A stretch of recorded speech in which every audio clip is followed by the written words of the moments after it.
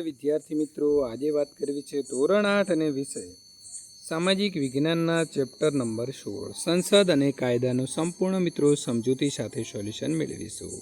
એ પહેલાં ચેનલની અંદર પ્રથમ વખત આવ્યા છો તો મિત્રો ચેનલને ખાસ સબસ્ક્રાઈબ કરી દેવી।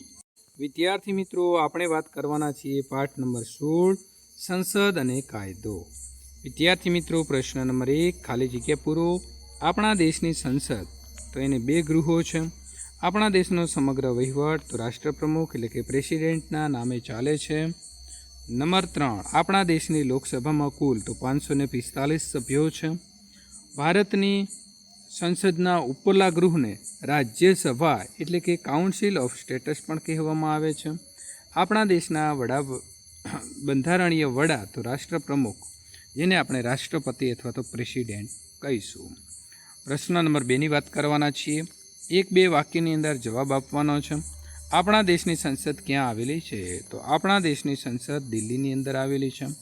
પ્રશ્ન નંબર 2 સંસદ સભ્ય બનવા માટે કેટલા વર્ષની ઉંમર નક્કી કરવામાં આવી છે? તો લોકસભાના સભ્ય બનવા માટે 25 કે તેથી વધુ વર્ષની ઉંમર અને રાજ્યસભાના સભ્ય બનવા માટે ઓછામાં ઓછી 30 વર્ષ જે છે તે ઉંમર નક્કી કરવામાં આવી છે। રાજ્યસભાના સભ્યની મુદત જે છે તે જણાવો। તો રાજ્યસભાના સભ્યની મુદત 6 વર્ષની હોય છે। પ્રશ્ન નંબર મિત્રો 3 ટૂંકનો જ લખો। પહેલો છે પ્રધાનમંત્રીના કાર્યો। તો જવાબ જોઈશું। ભારતના પ્રધાનમંત્રી વડાપ્રધાનના મુખ્ય કાર્ય આ પ્રમાણે છે। પહેલું કાર્ય શું કરશે? તો પ્રધાનમંત્રીના આપણે કાર્ય જોઈએ તો પ્રધાનમંત્રી પ્રધાનોની પસંદગી, પ્રધાનોને તેમના પદ ઉપર ચાલુ રાખવા, તેમના ખાતા બદલવા તેમજ તેમને પદ ભ્રષ્ટ કરવાનો અધિકાર ધરાવે છે। પ્રધાનમંડળની બેઠકોનું અધ્યક્ષ તેઓ અધ્યક્ષ પદ સંભાળે છે। તેઓ છે તે અગત્યની બાબતો અંગે ચર્ચા કરી નીતિ વિષયક નિર્ણય લે છે। તેઓ દરેક પ્રધાનના કામ ઉપર દેખરેખ રાખે છે અને સરકારની નીતિ અનુસાર કામ કરવા માટે દરેક પ્રધાનને માર્ગદર્શન આપે છે। મિત્રો, અહીં આપણે 3 છે તે જવાબમાં નહીં લખીએ। સંસદના સભ્યો સંસદની કાર્યવાહી દરમિયાન મંત્રીઓને રાજ્ય વહીવટ સંબંધી પ્રશ્નો જે છે તે વિદ્યાર્થી મિત્રો અને પેટા પ્રશ્નો પૂછી શકે છે। એ પ્રશ્નોનો જવાબ આપવા માટે પ્રધાનમંત્રી તેમજ તે મંત્રી બંધારણીય રીતે જવાબદાર હોય છે અને જવાબ આપવો પડે છે।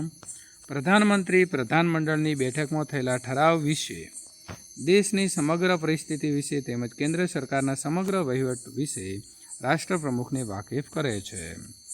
હોદ્દાની રૂએ પ્રધાનમંત્રી નીતિપંચ આયોજન પંચનું અધ્યક્ષ પદ જે છે તે સંભાળે છે। સંસદ પ્રશ્ન નંબર 2 જવાબ લખીશું। આપણા દેશની સંસદ દિલ્હીમાં આવેલા સંસદ ભવન પાર્લામેન્ટ હાઉસમાં બેસે છે। તે દેશની સર્વોચ્ચ લોકશાહી સંસ્થા છે। સંસદ રાષ્ટ્રપ્રમુખ અને તેના 2 ગૃહોની બનેલી છે। સંસદનું નીચલું ગૃહ લોકસભા અને ઉપરલું ગૃહ રાજ્યસભા કહેવાય છે। બંધારણમાં દર્શાવેલા માર્ગદર્શન મુજબ સંસદ કાર્ય કરે છે। આ માટે વિવિધ સમિતિઓની રચના કરવામાં આવે છે। સંસદ નવા કાયદા ઘડવાનો, વર્તમાન કાયદામાં સુધારો કરવાનો તેમજ જૂના કાયદાઓને રદબાતલ કરવાનું મુખ્ય કાર્ય કરે છે।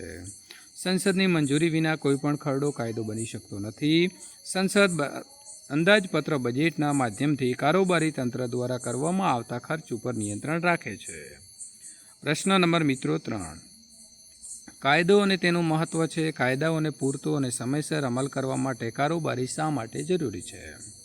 તો આપણા દેશમાં કાયદા માટે સમાનતાનો સિદ્ધાંત સ્વીકારવામાં, સમાજ વ્યક્તિગત અને સામૂહિક સ્વાતંત્ર્ય જાળવવામાં આવ્યો છે। કાયદા સમક્ષ સૌ નાગરિકો સમાન છે। કાયદા દરેક ઉદ્દેશથી કાયદો જે છે તે મિત્રો ઘડવામાં આવે છે। સંસદ નવા કાયદા ઘડે છે અને નાગરિકને સમાન અધિકાર આપે છે। જરૂર જણાય ત્યારે જૂના કાયદા સુધારે છે કે તેમને રદબાતલ કરે। જો કાયદા મુજબ કામ ન થાય કે કોઈને અન્યાય થાય તો દરેક નાગરિક દેશના ન્યાયતંત્ર સમક્ષ દાદ અથવા તો ફરિયાદ કરી શકે છે। ન્યાયતંત્ર કાયદાનું અર્થઘટન કરી ફરિયાદીને સાચો ન્યાય આપે છે। આપણા દેશનો કાયદો સૌ સમાન, સૌને સન્માનની નીતિને આધારે કામ કરે છે। સમાજમાં શાંતિ, સલામતી અને એકતાનો આધાર કાયદા ઉપર રહેલો છે। વિચારો અને મિત્રો લખવાનું છે। તમારા વિસ્તારમાં કયા કયા પ્રશ્નો અંગે તમે જાણો છો? તો હું ગ્રામ્ય વિસ્તારમાં રહું છું એટલે કે ગામડામાં રહેતો વ્યક્તિ છું। મારા ગામના દરેક વિસ્તારમાં પાકા રસ્તા બન્યા નથી। મારા ગામમાં હજુ ગટર વ્યવસ્થા થઈ નથી। તેથી દરેક મહોલ્લાનું ગંદુ પાણી જોવા મળે છે। ઉનાળા દરમિયાન દિવસે કેટલાક કલાક વીજળી હોતી નથી। ગામડામાં માત્ર 5 ધોરણ સુધીના વર્ગોવાળી પ્રાથમિક શાળા છે. શિક્ષણ માટે સારી વ્યવસ્થા કરવામાં આવે તેવી ગ્રામજનોની માંગ ઉઠી છે. ગામમાં નાનું આરોગ્ય કેન્દ્ર છે, તેમાં તાત્કાલિક સારવારની કોઈ સગવડ નથી. ખેડૂતોને ખેતરમાં સિંચાઈ માટે દિવસે વીજળી મળતી નથી. આમ મારા ગામમાં અનેક પ્રશ્નો છે. હું શહેરી વિસ્તારમાં રહું છું તો મારા શહેરના નવા પાકા રસ્તા બનતા નથી. રસ્તાઓ જર્જરિત બની ગયા છે. સાંકડા રસ્તાના લીધે સવાર સાંજ કેટલાક સમય સુધી ટ્રાફિકની સમસ્યા ભોગવવી પડે છે. શહેરના છેવાડાના વિસ્તારમાં ગટરો ગંદા પાણીથી ઉભરાતી હોય છે. શહેરોમાં નર્મદા યોજનાનું પાણી હજુ બધા વિસ્તારોમાં ઘરો સુધી પહોંચ્યું નથી. ચોમાસામાં મચ્છરોનો ત્રાસ ભોગવવો પડે છે. લોકો મેલેરિયા, સ્વાઇન ફ્લૂ જેવા રોગોથી પીડાય છે. જો તમે પ્રધાનમંત્રી બનો તો દેશનું ગૌરવ અપાવવા માટે કેવા કાર્ય કરશો? હું પ્રધાનમંત્રી એટલે કે વડાપ્રધાન બનીશ તો નીચેના કામ કરી દેશનું ગૌરવ વધારીશ. સૌપ્રથમ દેશની આંતરિક અને આંતરરાષ્ટ્રીય નીતિ મજબૂત બનાવીશ. હું દરેક ગામમાં વીજળી, આરોગ્ય, પ્રાથમિક શિક્ષણ, પીવાનું સ્વચ્છ પાણી વગેરેની સુવિધાઓ મળી રહે તેવી વ્યવસ્થા ગોઠવીશ.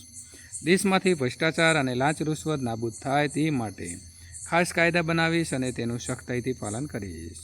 દેશના દરેક વિસ્તારમાં ગરીબ અને પછાત વર્ગના લોકોને 12 માસ રોજીરોટી મળી રહે તેવા પ્રયત્નો કરીશ.